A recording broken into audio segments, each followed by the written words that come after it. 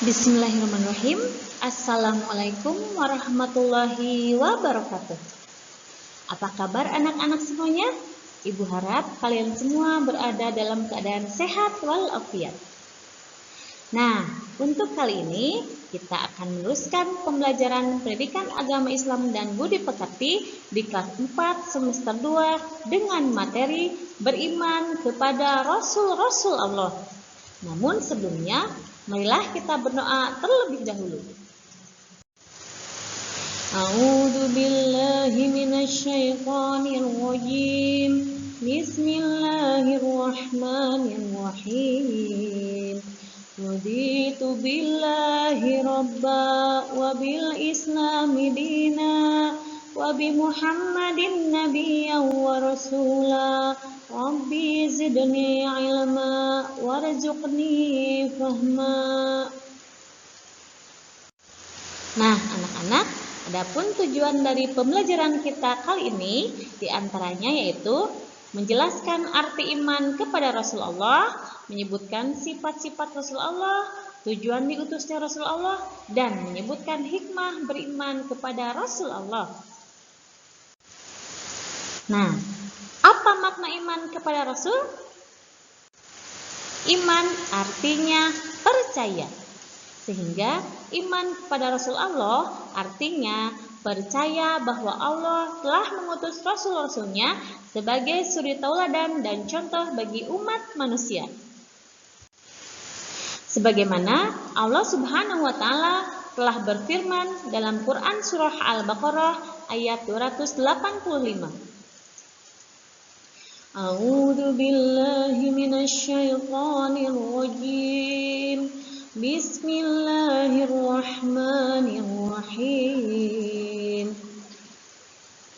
Amanar rasulu bima unzila ilaihi mir rabbih wal mu'minun. Ilaihi mir rabbih wal mu'minuna kullun amana billahi wa malaikatihi wa kutubihi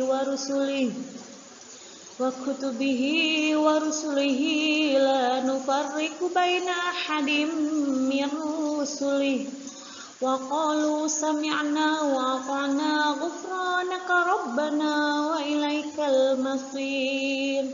Sadaqallahul azim. Yang artinya Rasul atau Muhammad beriman kepada yang diturunkan kepadanya, yaitu Al-Quran dari Tuhannya. Demikian pula orang-orang yang beriman. Semua beriman kepada Allah, malaikat-malaikatnya, kitab-kitabnya, dan rasul-rasulnya. Kemudian mereka berkata, kami tidak membeda-bedakan seorang pun dari rasul-rasulnya. Dan mereka berkata, kami dengar dan kami taat. Ampunilah kami ya Tuhan kami, dan kepadamulah tempat kami kembali. Nah, apa sih sifat-sifat Rasul itu? Mari kita telah dengan lebih lanjut. Nah, anak-anak, secara garis besar, sifat-sifat Rasul itu dibagi menjadi dua bagian. Yang pertama, sifat wajib. Yang kedua, sifat mustahil. Apa itu sifat wajib? Sifat wajib bagi Rasul adalah sifat yang harus dimiliki oleh para nabi atau Rasul. Yang jumlahnya ada 4. Yang pertama, sidik, artinya benar.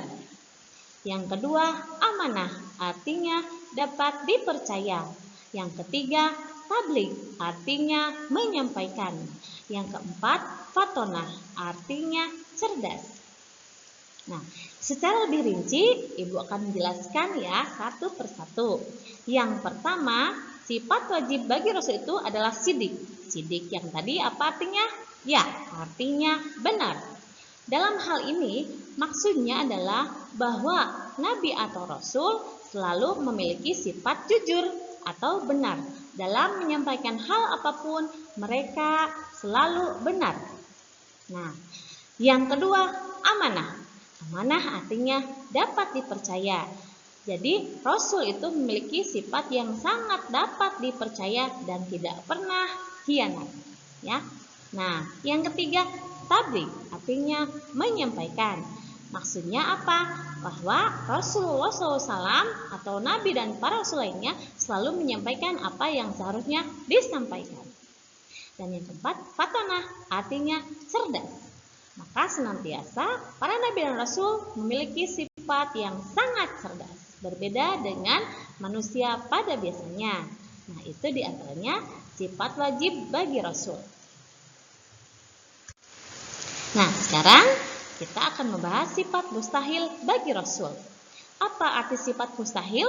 Sifat mustahil bagi Rasul artinya sifat yang tidak mungkin ada pada diri Rasul.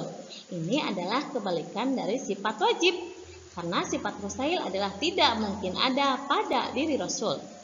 Sifat wajib tadi ada berapa?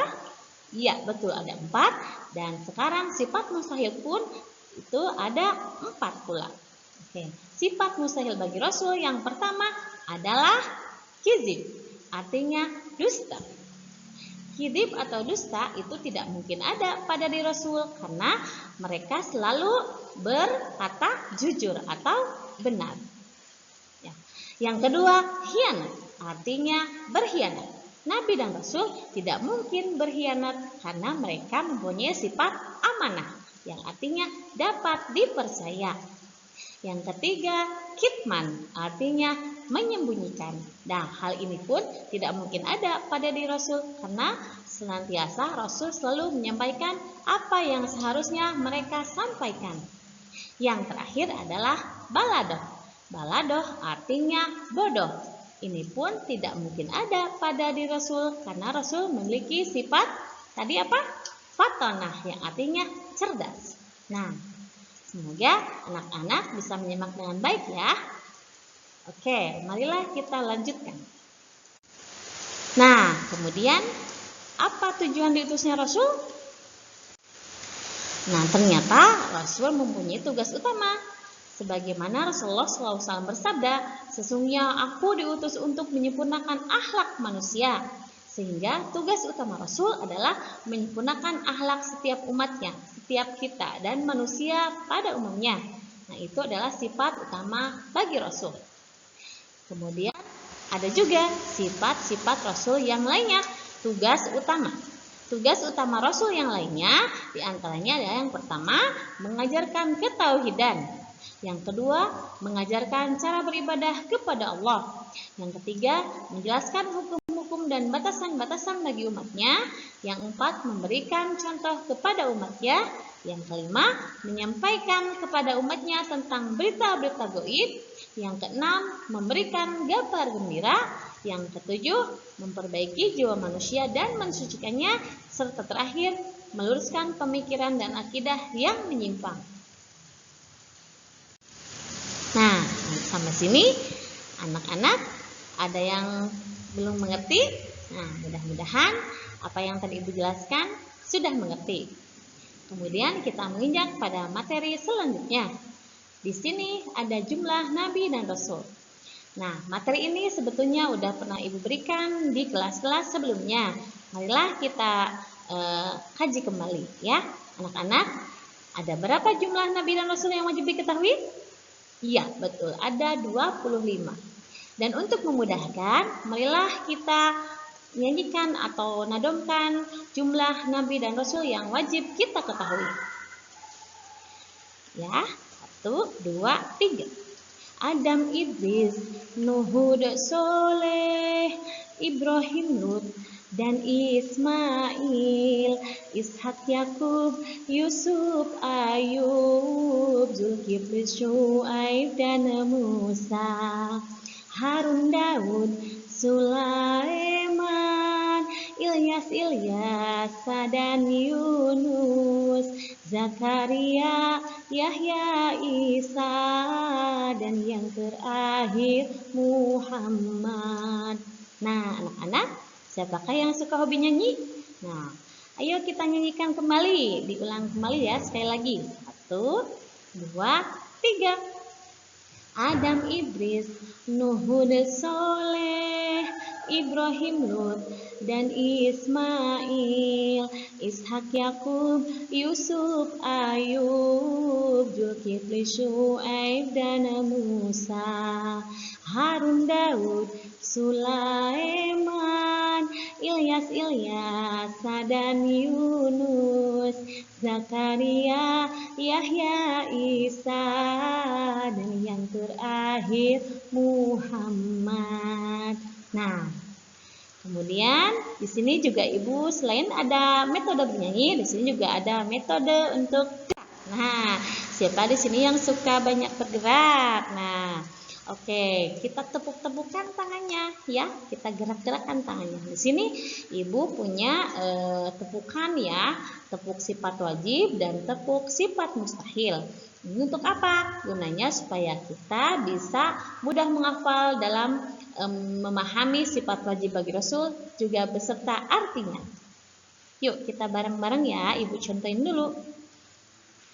Sifat wajib bagi Rasul: sidik, jujur, amanah, terpercaya, tabligh, menyampaikan, fatonah, cerdas. Sifat mustahil bagi Rasul: kizib, dusta, khianat, berkhianat, kitman, menyembunyikan, biladah, bodoh. Nah, gimana anak-anak? Mudah bukan? Ya, itu adalah metode supaya kita cepat menghafal dan memahami beserta artinya ya. Oke, jadi yang bisa nyanyi tadi sudah ada metode nyanyi untuk jumlah Nabi dan Rasul. Yang mau tepuk-tepuk, nah yang suka senang sekali tepuk-tepuk, nah Ibu sudah menyajikan tepuk sifat wajib bagi Rasul dan sifat mustahil bagi Rasul. Silahkan kalian dicoba terus ya supaya mudah untuk menghafalnya. Nah, setelah tadi kita mempelajari makna iman kepada Rasul, sifat-sifat Rasul, dan tugas para Rasul, tentunya kita mempunyai hikmah setelah mempelajari iman kepada Rasul Allah. Apa hikmah beriman kepada Rasul Allah? Nah, di sini Ibu tuliskan hanya 3 saja. Yang pertama, makin menyempurnakan imannya, karena senantiasa kita akan sempurna imannya kalau kita sudah mengimani Rasul-Rasul Allah. Yang kedua, terdorong untuk selalu menjadikan contoh dalam hidupnya. Jadi kita harus bisa menjadi suri tauladan untuk orang-orang sekeliling kita. Tentunya hal-hal yang positif ya. Dan yang ketiga, terdorong untuk melakukan perilaku sosial lainnya. Ya, perilaku sosial di masyarakat. Membantu orang yang kesusahan, membantu yang kena musibah, dan sebagainya. Mungkin itu saja anak-anak yang mudah bisa Ibu sampaikan. Semoga kalian bisa menyimak dan memahaminya serta mengaplikasikannya dalam kehidupan sehari-hari mengenai sifat wajib bagi Rasul. Terima kasih atas perhatiannya. Kita tutup dengan doa kafaratul majlis. Subhanakallahumma wa bihamdika asyhadu alla ilaha illa anta astaghfiruka wa atubu ilaik. Terima kasih. Wassalamualaikum warahmatullahi wabarakatuh.